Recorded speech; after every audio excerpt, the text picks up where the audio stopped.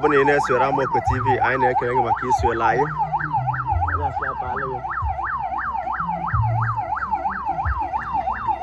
ebe anyị nọ kịta bụ live at the family compound ndị be Onyiaoma Chief Samuel Ikechukwu Onyiaoma ihe vunete kịta une Mike na Emma Onya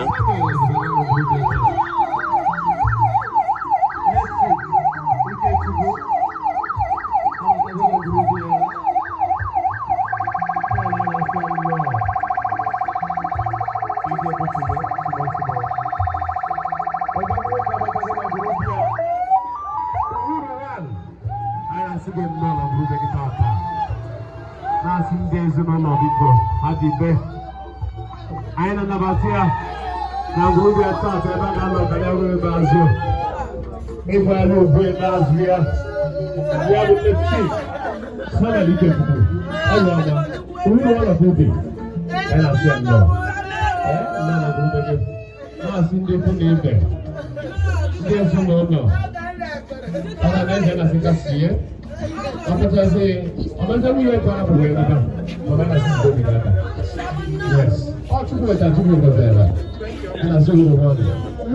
unu ga-afụ nnukwu mmadụ ụtọ ga-enwe ọnya ọ na-ewoke ọ na-ewoke ya nnọọ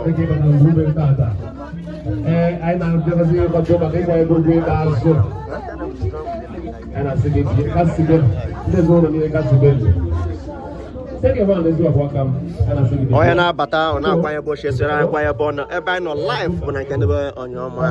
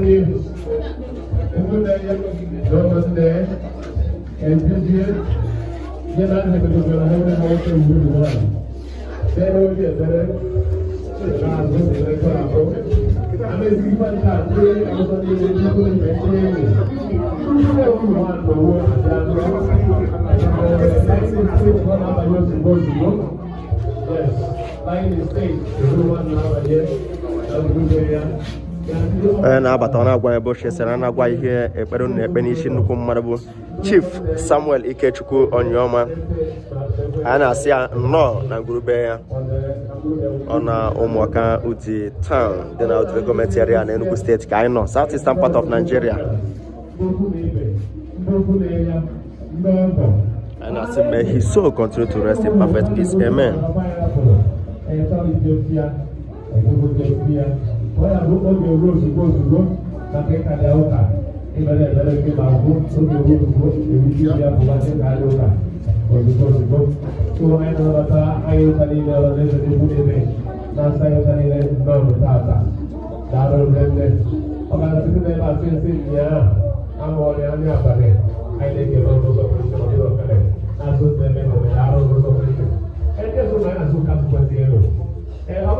I know thank you. Biko kedu ihe na-eme kịta kedu ihe emego kịta. Okay, right now we're just arriving from the mortuary. We're going to be here for just a brief minute. Then we'll head to the church. After the service, then everything will commence. My brother is here. This is okay. Engineer Mike, I know no, well, welcome. No. Cassia. Engineer Mike go Engineer Mike bụ une onye ebunete nkịta bụ Chief Samuel Ikechukwu biko ọ bụ na ahụcha anya kedu ihe ọzọ a na-eji eme? All I try to state briefly, my senior brother is coming in Koto. Okay. Then immediately over future, confirm on Onyiaoma, and you do church immediately. Okay. He will be here in the next 5 minutes. Can we tune the big one? Thank you. Yeah.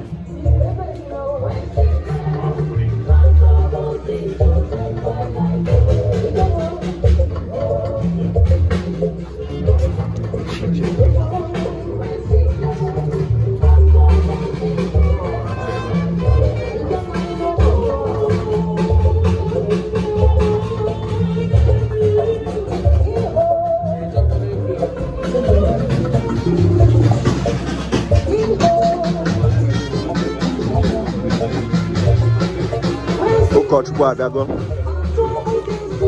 na-asị ha nnọọ.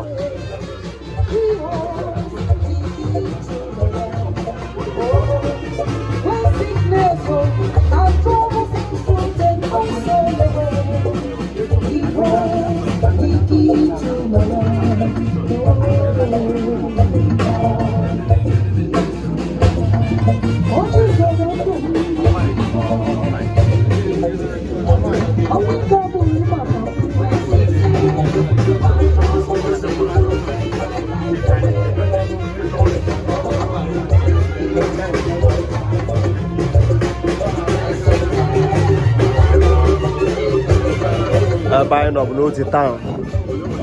Oti Town bụ otu gọọmenti area na Enugu steeti. None.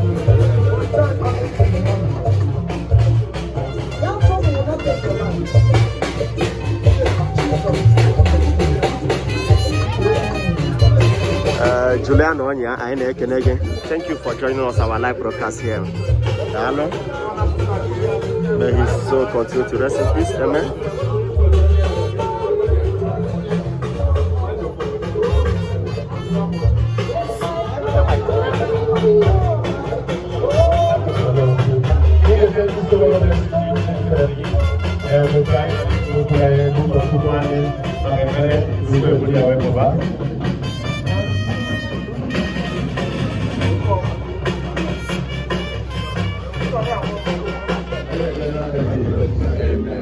Onye nwe anyị na Chineke, anyị na-ekele gị, anyị na-enye gị otuto maka ije ozi niile nke oru gị na ohere nyere ya bụ nna anyị bụ Samuel.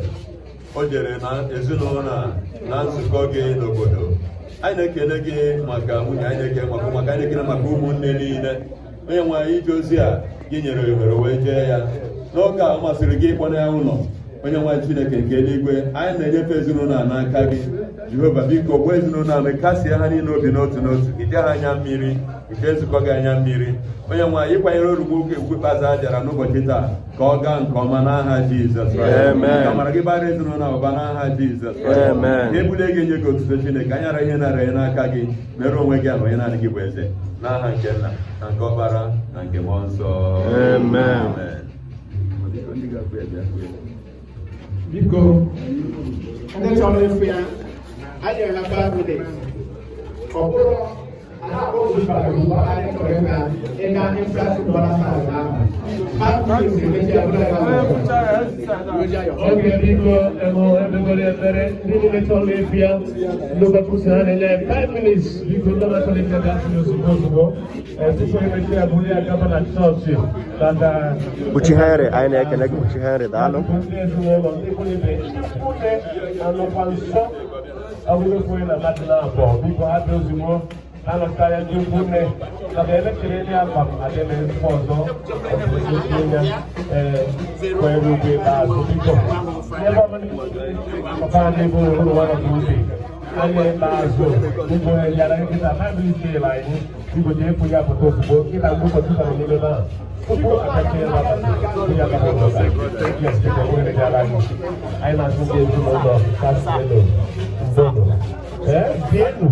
Kalau di sini ada kira lagi, bisa tanggal dia ada besar, kalau lo. Ayo nama teman-teman live and direct. You can stream live. You can stream live on our TV channel, on our Facebook and YouTube. Pages. You can stream us live. And it's happening either in Australia live. Our TV is live here. Well, thank you for watching. So stream live on YouTube. I can't talk right now. Okay. Thank you.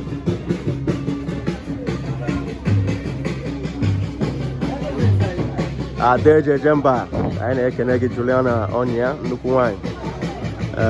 Unu nwoke.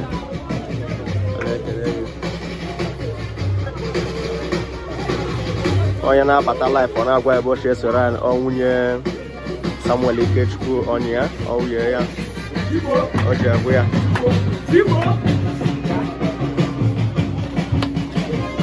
As well, may his soul continue to rest in perfect peace, amen.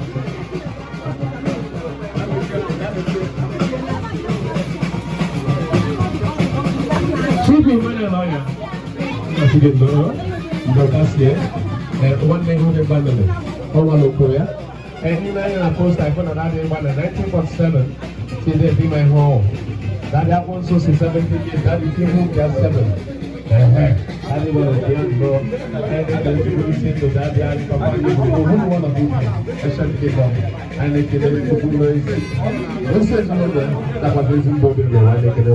Everybody got an apple for 5 minutes, 3 minutes ago, or 2 minutes, 3 minutes ago, or 2 minutes because all the child that I was the so for a pet chef, I think the first into for Chukwani and as soon not and as on the way I make a loan of Laragan. And then TN, you're gonna go ever come on the Kenne, in the air, and the Kennedy Visin and Pastor Sunday go, I make a look at Chukwani and never another, and as soon Laragan.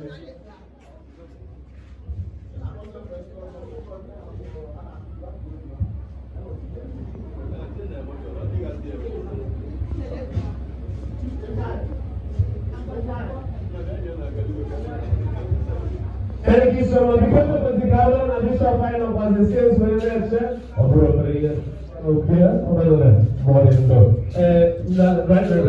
And Aga's church. We are going to church. We'll be back for the live broadcast during the church service, so you can still join our Mope TV.